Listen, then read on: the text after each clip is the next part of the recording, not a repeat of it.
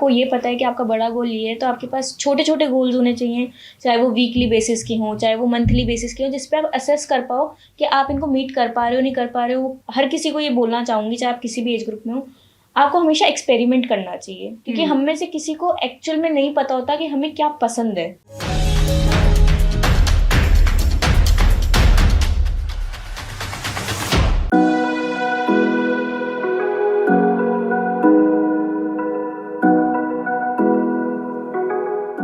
आइए भारत को हम एक प्रगतिशील एवं मजबूत देश बनाएं, एक अच्छे राज्य की कल्पना करें।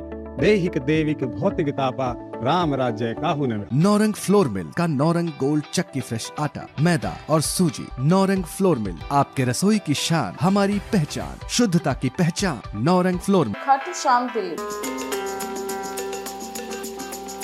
कहते हैं कि जो महिलाएं अपनी शक्ति को पहचान लेती हैं, सफलता उनके कदम चूमती है। ऐसी ही एक सफल बिजनेस विमेन के तौर पे हमारे सामने बैठी हैं मुस्कान गोयल जी। और मुस्कान, बहुत बहुत स्वागत है आपका हमारे इस चैनल में MMTV आवाज का एक खास कार्यक्रम महिला सशक्तिकरण।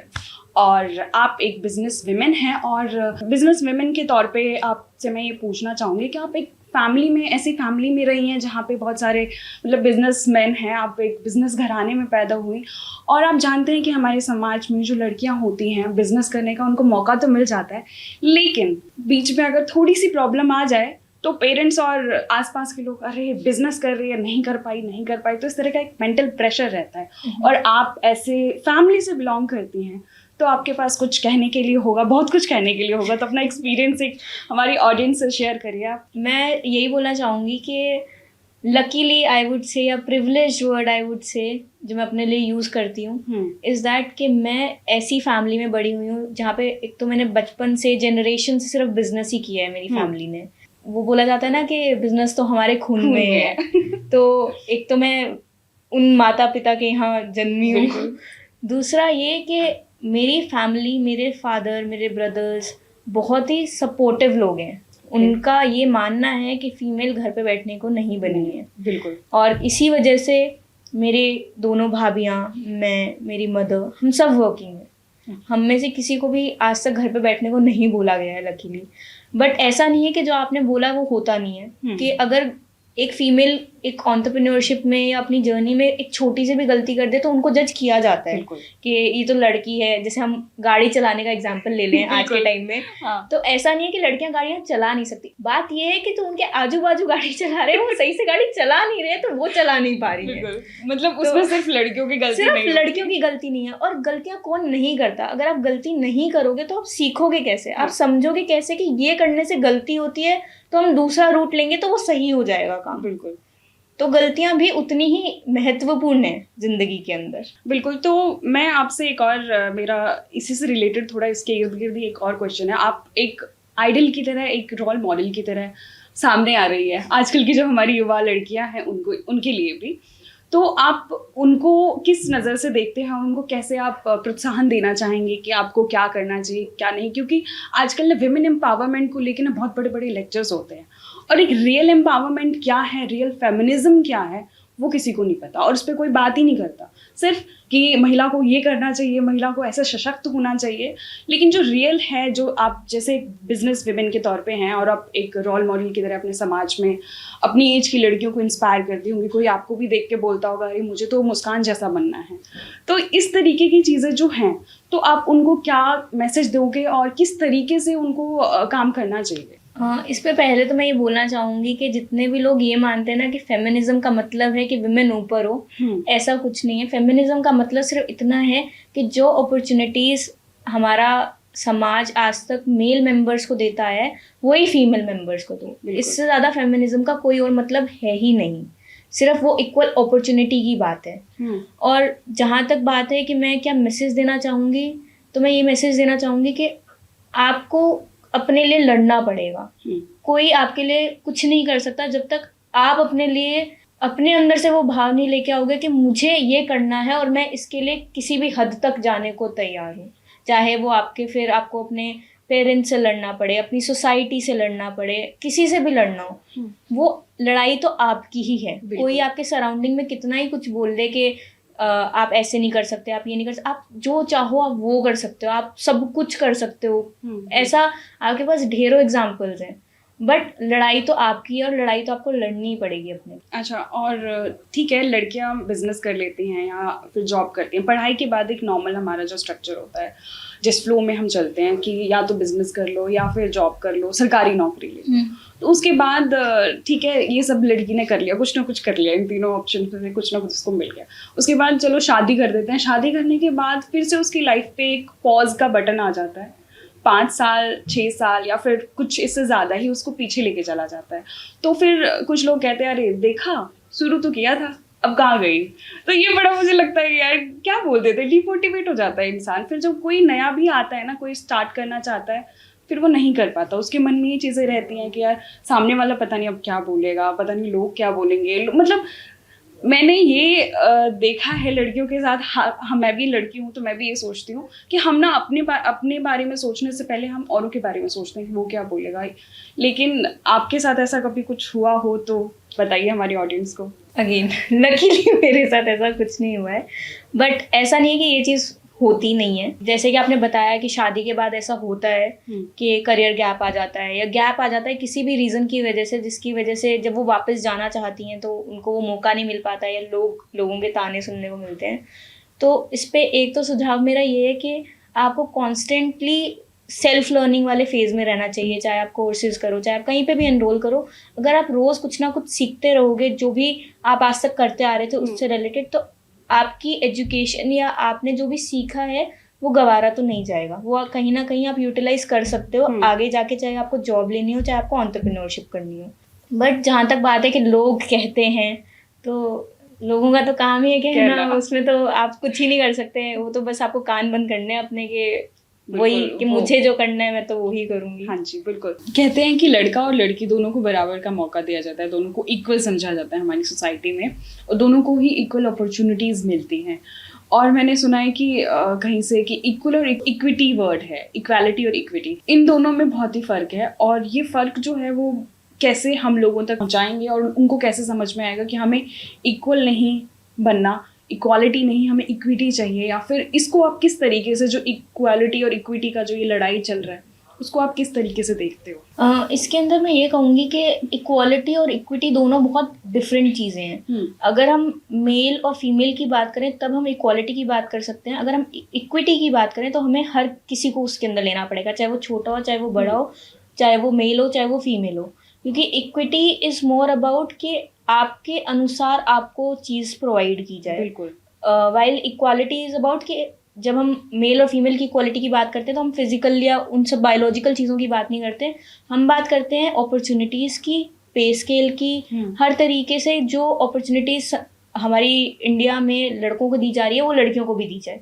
हम इक्वालिटी पे अगर बात करते हैं तो हम उतनी ही करते हैं, बट अगर हम इक्विटी पे बात कर रहे हैं तो हमें हर किसी की बात करनी पड़ेगी, हम उसमें सिर्फ वुमेन की बात नहीं कर सकते। बिल्कुल, मतलब जिसको वही ना, जिसकी जितनी नीड है उसको उसके अकॉर्डिंग। हाँ, जैसे एक हमारा आई थिंक ऑफलाइन एक बात हुई थी, तो आपने एक साइकिल का एग्जांपल दिया, साइकिल रेस का एग्जांपल दिया था, तो वो बहुत ही उम्दा एग्जांपल है कि अगर साइकिल रेस हो रही है, अगर किसी की वो साइकिल छोटी चाहिए, उसकी हाइट छोटी है, तो आप उसको बड़ी साइकिल में बिठा दोगे तो उसके पैर ही नहीं पहुंचेंगे नीचे तक, तो वो कैसे रेस में पार्टिसिपेट करेगा। तो equity is not just about women, it is about everyone, while equality is more about women and men.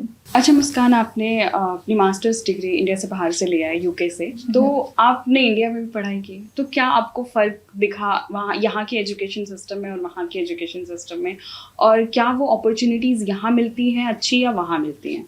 तो कुछ आप इसके बारे में कहें। इस क्वेश्चन पे मैं ये बोलना चाहूँगी कि 2016 तक मैंने इंडिया में ही पढ़ाई की है और 2016 से 17 तक मैं बाहर पढ़ी हूँ। तो मुझे उस दौरान की अगर मैं बात करूँ तो एक मेजर डिफरेंस ये लगा कि हमारी एजुकेशन उस टाइम पे बहुत ज़्यादा ऐसी थी कि सिर्फ नंबर लेके आने हैं, पास होना है अच्छे नंबरों से, बहुत ज़्यादा मगअप करने वाली, जहाँ पे बहुत ज़्यादा प्रैक्टिकल नॉलेज शायद हमें उस टाइम पे उस तरीके से समझाया नहीं गया कि चीज़ों को सीखने का या समझने का क्या महत्व है।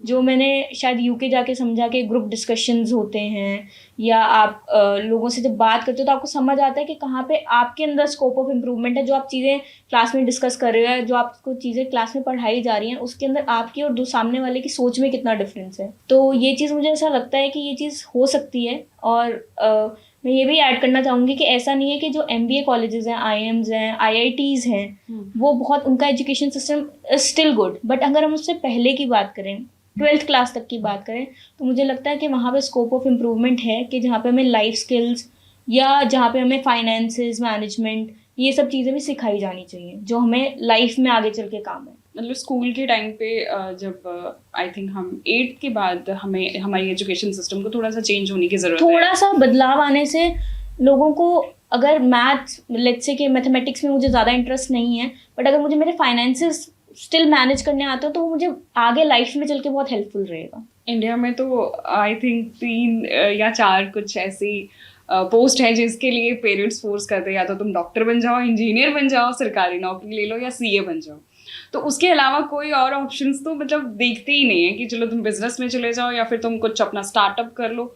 फोकस ही नहीं है इस पे। आई वुड से कि वो जो प्रोफेशनल डिग्रीज की हम बात कर रहे हैं वो बहुत सेफर साइड है, क्योंकि हम इतने सालों से वो इतना डेवलप हो गई है इंडिया में कि वो हर किसी के लिए एक सेफ सिस्टम बन गया है कि अगर मैं ये कर लूँगा तो मुझे पता है कि मैं एक जॉब सिक्योर कर लूँगा, या मुझे खुद का इसमें कुछ करना होगा तो मैं कर लूँगा। तो वो एक सिक्योरिटी पर्पज से आई वुड से कि हमारे पेरेंट्स या सब लोगों के पेरेंट्स हम लोगों को बोलते हैं कि आप साइंस करो या आप कॉमर्स करो, बट ये हमारे माइंड में एक तरह से स्टार्टिंग से हमें इनसिक्योरिटी हमें दी जाती है कि अगर तुमने ये नहीं किया तो तुम्हें कुछ नहीं मिलेगा, अगर तुमने ये नहीं किया तो तुम्हें कुछ नहीं मिलेगा। रिस्क लेना हमारी एजुकेशन सिस्टम या फिर हमारी फैमिली या फिर हमारे मेंटोर्स हमें क्यों नहीं सिखाते हैं? ये आई थिंक अगेन सोसाइटी की बात आती है, क्योंकि हमारे पेरेंट्स या उनके पेरेंट्स हमेशा से वही चीज़ देखते हुए आए हैं। क्योंकि अगर हम आज की बात करें, अगर हम इसी साल की बात करें या लास्ट 2 years की बात करें, तो स्टार्टअप्स हो गए या कंटेंट क्रिएटर्स हो गए, ये बहुत ज़्यादा इंक्रीज बूमिंग चीज़ें बन गई हैं कि आज सेलिब्रिटीज़ के हम कंपैरिजन में कंटेंट क्रिएटर्स को रखते हैं, इन्फ्लुएंसर्स को रखते हैं। तो ऐसा नहीं कि बदलाव नहीं आ रहा है, बदलाव धीरे धीरे आ रहा है, बट बदलाव तो आ रहा है। लोगों के प्रोफेशनल चॉइसेस में हो गया और लोगों के स्टार्टअप्स को लेकर हो गया कि people are getting that risk appetite कि हाँ चलो करके तो देखते हैं, मेरे पास एक आइडिया है, मैं उसको पूरा करने को तो ट्राई करूँ। और इसमें सबसे अच्छी बात यह है कि हमारी गवर्नमेंट लोगों को सपोर्ट कर रही है।